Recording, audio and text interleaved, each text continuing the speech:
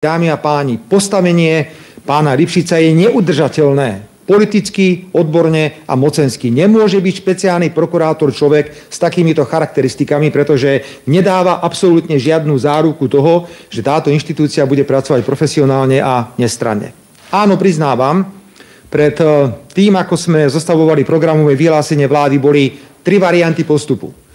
Jeden postup pristúpiť len k výmene špeciálneho prokurátora, potom bol druhý návrh, ktorý hovorí zrušiť špeciálnu prokuratúru aj špecializovaný trestný súd, a bol tretí návrh zrušiť len špeciálnu prokuratúru a nechať špecializovaný trestný súd. Dohodli sme sa na kompromise koaličnej strany a koaličné strany sa dohodli, že pôjdeme do parlamentu s tým, s čím sme išli. Ako vidíte, dôsledne trváme na prerokovaní týchto návrhov a verím, že budú nakoniec aj schválené.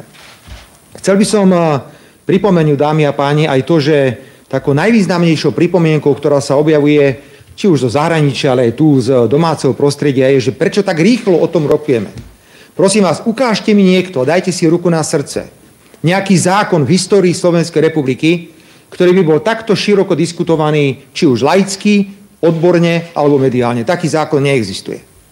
To, že bola použitá forma skráteného legislatívneho konania, nemá vôbec žiadny dopad na to, ako dlho sa tento zákon bude prerokovávať. Uvedomte si, prosím, že my sme ho predložili do vlády, potom išiel v decembri do Národnej rady Slovenskej republiky a stále sme v Národnej rade v diskusii len o návrhu na skrátené legislatívne konanie.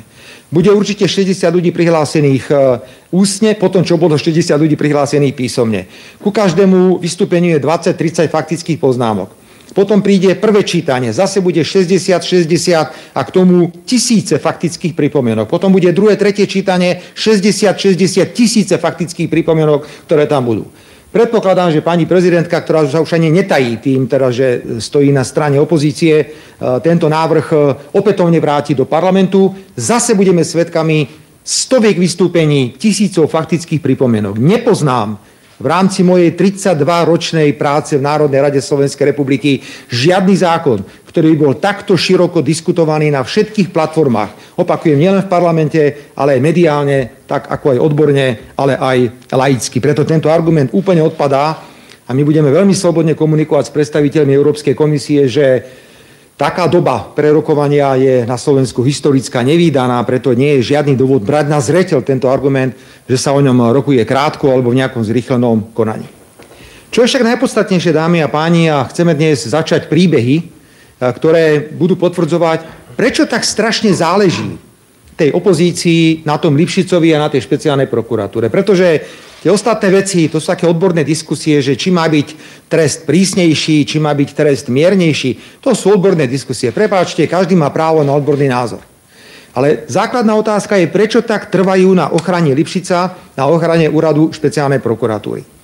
Mňa trošku prekvapuje, ako sa nechali vtiahnuť predstavitelia kresťansko-demokratického hnutia a progresívneho Slovenska do hry, do ktorých ich zaťahuje do tejto hry pán Matovič a jeho ľudia v rámci jeho politického subjektu. Dobre, všetci vieme ešte raz, že bol to Matovič, bol to Mikulec, ktorí riadili zneužívanie trestného práva v rokoch 2020 až 2023 s katastrofálnymi dôsledkami pre Slovensko. Máme mŕtvych vo výkone väzby, máme množstvo ľudí, ktorým boli porušené základné ľudské práva. Toto bolo temné obdobie slovenského trestného práva po roku 1989. A poviem to úplne vážne, to by si nedovolili ani komunistickí prokurátori, čo si dovolili prokurátori úradu špeciálnej prokuratúry. Preto úrad špeciálnej prokuratúry musí byť zrušený ako celok a opätovne vyjadrujem prekvapenie nad tým, že verne slúži KDH aj Progresívne Slovensko záujmu Matoviča, ktorý má obrovské obavy, pretože poprvé potrebuje pána Lipšica ako svojho sluhu, lebo ho tam má ako svojho sluhu, aby pokračoval v kriminalizácii tentokrát už nás ako predstaviteľov vlády a vládnej koalície. A po druhé, on ho tam potrebuje preto, lebo vie, že vo svojom živote, ktorý je celý postavený na podvodoch, možno príde nejaký okamih, keď toho Lipšica bude strašne, ale že strašne potrebovať. Dámy a páni, v prípade pána Matoviča máme človeka nielen teda charakterovo veľmi zvláštneho, ale ktorý je pospájaný s rôznymi druhmi rôznej ekonomickej trestnej činnosti. Dobre viete, že jedna ekonomická trestná činnosť bola len premlčaná, ale o tom ešte možno budú kolegovia hovoriť. Ale čo je závažnejšie, tie jeho rôzne podvody, tie jeho pokusy s daňami pokračovali aj ďalej. A čo je mimoriadne zvláštne, do tohto všetkého je postupne zapájaná aj jeho manželka, na ktorú je tak neuveriteľne citlivý. Ja by som preto poprosil teraz pána poslanca Národnej rady Tibora Gašpara, keby uviedol, že čo vlastne ideme teraz ukázať slovenskej verejnosti, že v čom je ten záujem toho Matoviča. Prečo tak strašne neudržateľného človeka a neudržateľnú inštitúciu, ako je Úrad špeciálnej prokuratúry, chráni. Prečo to tak vlastne je? A pochopíte, že on ho potrebuje. Nielen v boji proti nám, lebo iné robiť nevie, len zle vie robiť. A po druhé ho potrebuje preto, aby si chránil svoje vlastné záujmy, lebo si uvedomuje, že napáchal toho v živote veľmi, veľmi veľa. Poprosím teraz pána poslanca Gašpara. Dámy a páni, dovolte mi na úvod, kým poviem pár konkrétností k osobe Igora Matoviča, povedať, že sa zúčastňujem v pléne pravidelne a myslím, že som dostatočne videný a počúvam celú tú argumentáciu a všetko, čo je s tým spojené. A najagresívnejšie a najdemagogickejšie s najväčším množstvom nepráv, lží vystupujú osoby, o ktorých chceme priniesť informácie a ktoré vedia dobre, prečo takto vystupujú a prečo sa snažia zachovať status quo. Pretože sami sú účastní na závažnej trestnej činnosti, minimálne sú pre mňa dôvodne podozriví zo závažnej trestnej činnosti.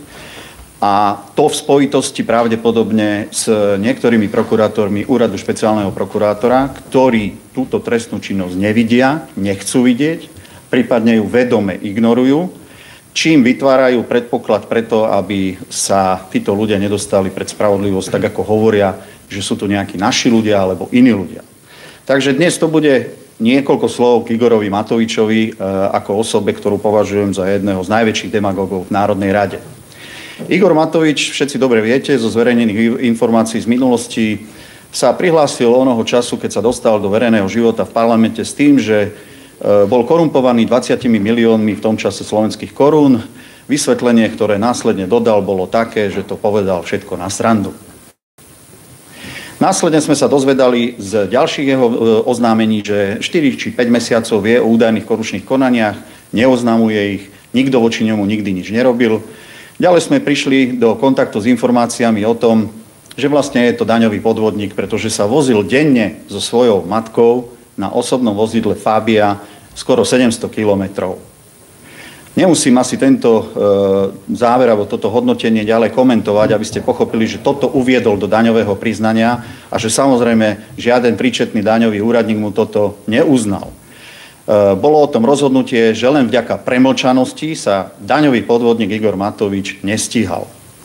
Ale daňový podvodník pokračoval v tomto, pretože sa rozhodol zbaviť svoje firmy a previesť ju na manželku, kedy sme boli svedkami toho, že sa prepierala vo verejnosti kauza okolo osoby pána Vandáka, ktorému túto firmu predával a kedy si v podstate chcel zlegalizovať skoro 100 miliónov v tom čase slovenských korún a ktorý prevod nebol dodnes riadne vyšetrený. Budeme aj o tomto ešte viac informácií poskytovať, ale v tejto súvislosti vám pripomeniem, ako schovával čas účtovníctva, z ktorého by sme si to vedeli riadne vyčítať na streche nejakého starého domu a nevydal polícii nikdy nič relevantné, pretože jednoducho sa snažil zakryť to, čo napáchal. A teraz sa presuniem do aktuálnejšej doby a síce do roku 2020 a poprosím k tomu aj jeden obrázok, kedy v októbri v roku 2020 už v tom čase väzobne stíhaný najznámejší kajúcník Ľudovít Mako vypovedal, a to je dôležité, chcem, aby ste si toto uvedomili, pred prokurátormi UŠP. Prokurátormi UŠP, teda tými, o ktorých hovoríme, že ich treba zrušiť. Vo svojej pomerne rozsiahlej výpovedi uviedol množstvo informácií mimochodom okrem teda mňa a ďalších osob aj k Igorovi Matovičovi. Počas analyzovania, citujem, skutočnosti súvisiacich so spoločnosťou Region Press sme narazili aj na dámu menom, na ktorej meno si nespomínam, ktorá bola blízkou spolupracovníčkou pána Matoviča, ako aj jednou z manažeriek spoločnosti Region Press, ktorá prostredníctvom spoločnosti, v zátvorke presne popísané v schéme, ktorá mi bola zaistená, optimalizovala daňové povinnosti týchto spoločností prostredníctvom rôznych fiktívnych reťazcov smerom na Cyprus a Rakúsko. K obom týmto popísaným skutočnostiam bol u mňa aj zaistený zväzok asi 4 listín s názvom Čistý Igor. To z analytického listu KUFS. Chcem tým v domovej prehliadke Ľudovíta Maka sa zaistil tento konkrétny materiál, dokonca sa tu hovorí o schéme, a teda disponoval prokurátor USP konkrétnymi informáciami o závažných podozreniach z daňovej trestnej činnosti nielen Igora Matoviča, ale skôr pravdepodobne jeho manželky, na ktorú v tom čase bola prevedená firma. Aby som to podporil, následne sa opäť do kompetencie úradu špeciálneho prokurátora v ďalšej konkrétnej veci dostáva jeden zaistený telefón daňových podvodníkov, v ktorom po extrakcii dát z tohto telefónu sa objavuje aj takáto SMS-ka. Poprosím druhý obrázok. Budem z nej citovať. Blázon premiér a dúfam PS, Progresívne Slovensko neprelezie, lebo ešte nemajú všetko spočítané a Lipšic už iste obieha volebné okrsky. Neprelezie, keby tie 4, čo nemajú, boli 100%, aj ich aj tak sú. Pčku asi tam je a potom sa tam spomína ESET. Kiež by boli tvoje slova vyslyšané, len neverím, že s Matovičom upletieme dohodu, priateľ môj. Blázon je v pohode, mám na USB, čo som mu robil veci za roky 2014-2015, idem kúpiť kefku a pastu, tak super, jeho žene za 11,3 milióna a dodávam ešte jednu SMS-ku, len nech ju sa neurobia prezidentom PZ. Tak vážené dámy a vážení páni, túto SMS-ku dávam do súvisu s tým, čo som prečítal predtým, pretože podľa mňa to má priamu súvislosť a hovorí sa tam o tom, že pravdepodobne Region Press